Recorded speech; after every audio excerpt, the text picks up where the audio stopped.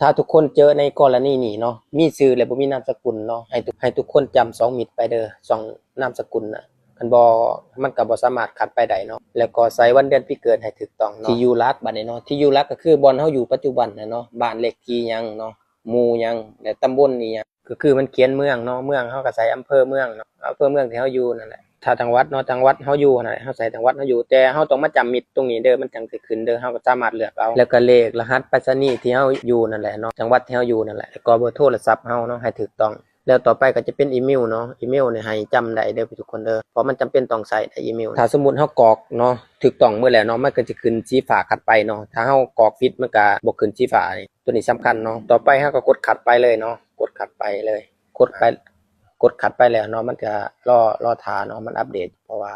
บางคนก็เร็วบางคนก็ช้ามาฮอดหน้านี้ก็บัดนี้ให้ทุกคนตั้งเป็น100เหรียญเด้อพอมาฮอดหน้านี้แล้วเนาะเฮาก็ใส่รหัส QR code เนาะธนาคารเฮาใส่ธนาคารหยังเฮาก็ไปเสิร์ชนำ Google เนาะธนาคารเนาะมันจะขึ้นมาดอกเนาะรหัส QR code ธนาคาร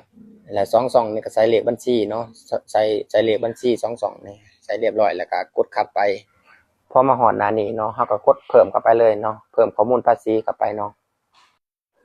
มาฮอดหน้านี้เฮาก็กดเข้าไปเลยเนาะกดเข้าไปเลยตามที่มันบอกนะดำเนินการต่อเลยมาฮอดหน้านี้เนาะมันจะถามว่าคุณเป็นพลเมืองของสหรัฐอเมริกาหรือบ่เฮาบ่แม่นคนสหรัฐอเมริกาเฮาก็กดว่าไม่ใช่เนาะกดเข้าไปไม่ใช่แต่ตัวนี้ก็กดก็ไม่ใช่แล้วก็กดขัดไปเลยเนาะแต่พอมาฮอดหน้านี้เนาะเฮาจะมาเปลี่ยนประเทศได้บัดนี้เนาะเฮามาจำตัวนี้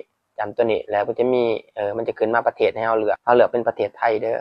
ไทยแลนด์เพราะเฮาตั้งเนาะเฮาตั้งอยู่ประเทศไทยเนาะมันเป็นบัญชีไทยเฮาก็ใช้เนาะประเทศไทยเนาะถ้าเฮาอยู่ประเทศลาวก็เฮาก็ตั้งประเทศลาวแล้วมาฮอดหน้านี้เนาะให้ทุกคนกดเด้อ0เด้อ 0% นะพี่น้องเนาะเพราะถ้าเฮากด 100% นะมันจะเสียค่าภาษีหลายพี่น้องมันจะหักเฮาหลายตัวนี้เฮาก็จะมาเลือกประเทศไทยเนาะเลือกแล้วก็กดขัดไปเลยพอมาฮอดหน้านี้เนาะหน้านี้แล้วเฮาจะเลื่อนปัดหน้าจอขึ้นมันจะมีให้ใส่ชื่อ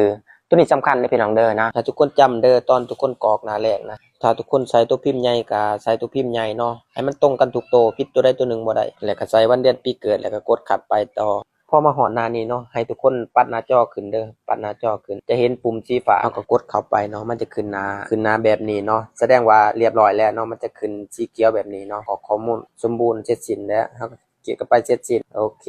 แค่นี้นะสมัครเรียบร้อยถ้ามันขึ้นแบบนี้เนาะอยากให้ทุกคนอย่าพาตกใจเด้อให้ทุกคนออกจาก Facebook แล้วเข้ามาใหม่แค่นั้นแหละ